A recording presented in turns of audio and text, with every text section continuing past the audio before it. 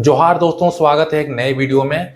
मैया योजना को लेकर एक नई अपडेट आ चुकी है दोस्तों। और ये कोई अच्छी अपडेट नहीं है बल्कि बुरी खबर है, बैड न्यूज है दोस्तों। क्योंकि दोस्तों फिर से मैया योजना का सत्यापन शुरू हो गया है और फिर से लाभुकों का इसमें धड़ल्ले से नाम कटेगा। दोस्तों आपको बता दें कि मैया योजना के जितने भी लाभुक थे, इससे पहले जनवरी के लगभग में 56 लाख लाभुकों का नाम था मैया योजना के लिस्ट में। लेकिन दोस्तों आपको बता दें कि अब भी लगभग 51 लाख महिला के नाम ही मैया योजना के लिस्ट में मात्र रह गए दोस्तों। तो ये एक तरह से बैड न्यूज है। और दोस्तों जो 51 लाख महिलाओं का नाम अभी लिस्ट में मौजूद है, उसमें भी फिर से भौतिक सत्यापन किया जा रहा है दोस्तों। बिल्कुल दोस्तों, ये बिल्कुल सही न्यूज है। फिर से भौतिक सत्यापन किया जा रहा है और फिर से उसमें छंटनी किया जाएगा। यानी कि जिनका भी कुछ गलती होगा, फिर से उसके नाम को मैया समान योजना के लिस्ट से हटा दिया जाएगा दोस्तों। तो ये एक तरह से ये बुरी खबर है, बैड न्यूज है हमारे झारखंड के महिलाओं के लिए दोस्तों। क्योंकि इससे पहले जब भी मैया समान योजना के बारे में बात किया गया था, सत्यापन के बारे में नहीं बताया गया था दोस्तों।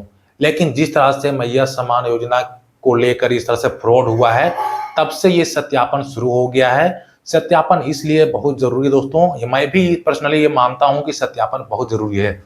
क्योंकि मैया समान योजना का जो लाभ है दोस्तों, जो पैसा है, सही महिलाओं के खाते में जाए, सही लाभुकों के खाते में जाए दोस्तों, तभी ये इसका पूरा फायदा उठा सकती है झारखंड की महिलाएं।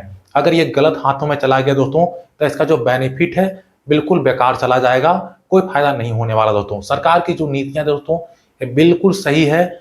सरकार भी ये चाहती है कि झारखंड के जो सही महिला हैं, जो जेन्युइन महिला है, जो झारखंड के निवासी हैं, उनके ही खातों में ये पैसा जाए और वो झारखंड की महिला खुद से सशक्त हो पाए, खुद का अपना रोजगार अपना बना पाए दोस्तों। तो उनका जो सरकार का नीतियां है बिल्कुल स्पष्ट है, उनका नीतियों में कोई गलत नहीं है दोस्तों। लेकिन जो फ्रॉड करने वाले हैं, ये फ्रॉड करते चले जाते हैं। और इस फ्रॉड को रोकने के लिए ही सत्यापन फिर से स्टार्ट किया गया था दोस्तों।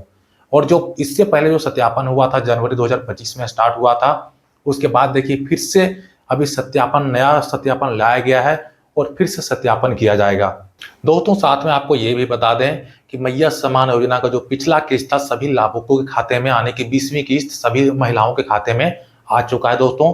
और कुछ ही ऐसी महिला है जिनके खाते में ये पैसा नहीं आया है, और वो भी पैसा जो बताया गया था कि अभी वर्तमान में दिया जा रहा है दोस्तों। यानी कि जिनका पिछला किस्त यानी कि 20वीं किस्त बकाया रह गया था, किसी कारणवश नहीं आया था उनके खाते में, वो भी महिलाओं के खाते में आना शुरू हो गया है।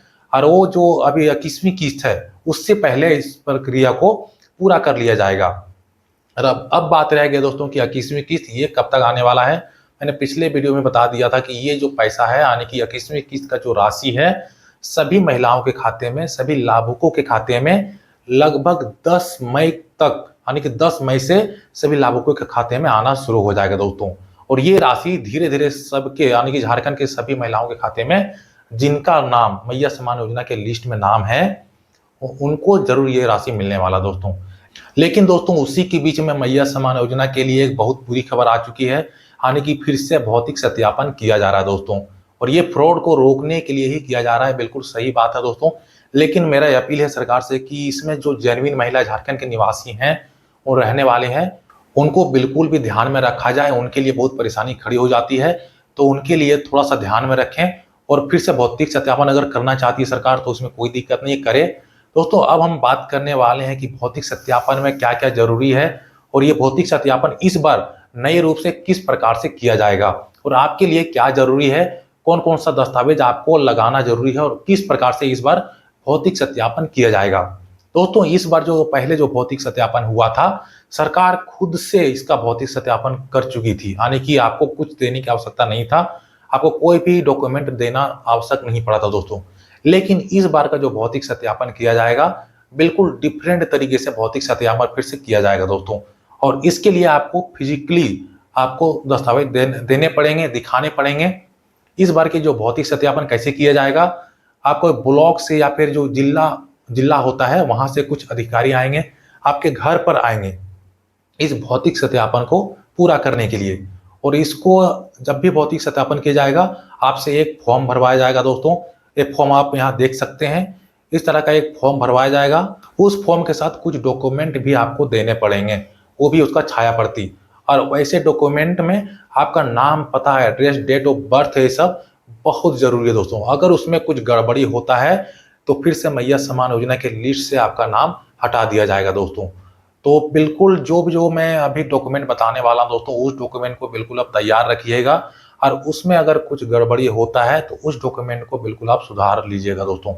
नहीं तो आपका मैया सम्मान योजना के जो लिस्ट में नाम है दोस्तों, वो हट जाएगा, और जो इसका मैया सम्मान योजना का जो लाभ मिलता है उससे आप वंचित रह जाएंगे दोस्तों।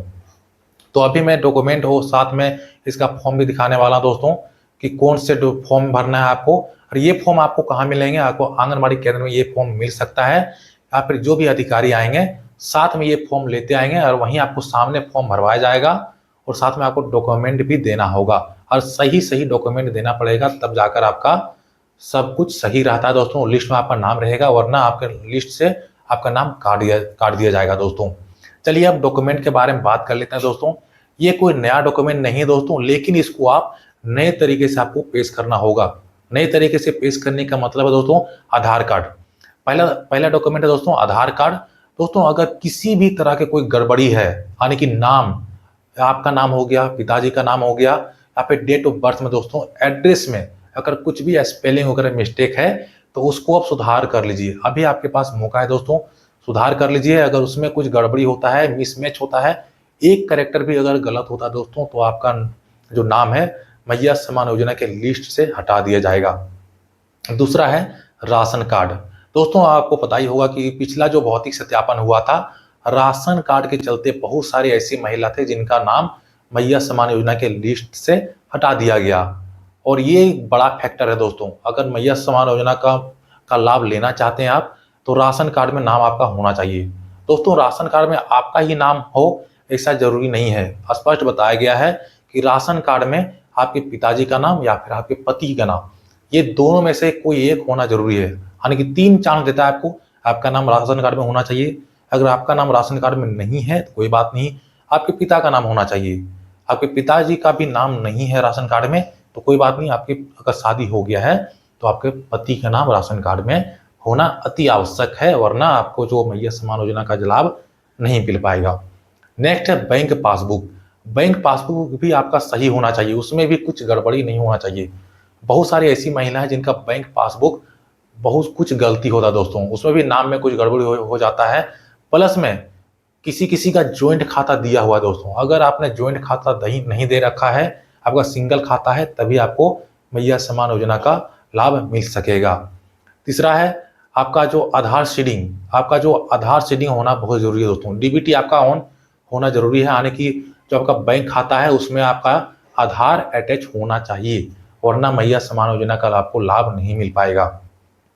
उसके बाद जैसे भौतिक सत्यापन करने के लिए आता है, हो सकता है कि आपको एक फोटो भी पासपोर्ट साइज का मांगा जाए दोस्तों, तो फोटो भी आपको जरूरी है, फोटो भी बनवा के रखें, रिसेंट वाला।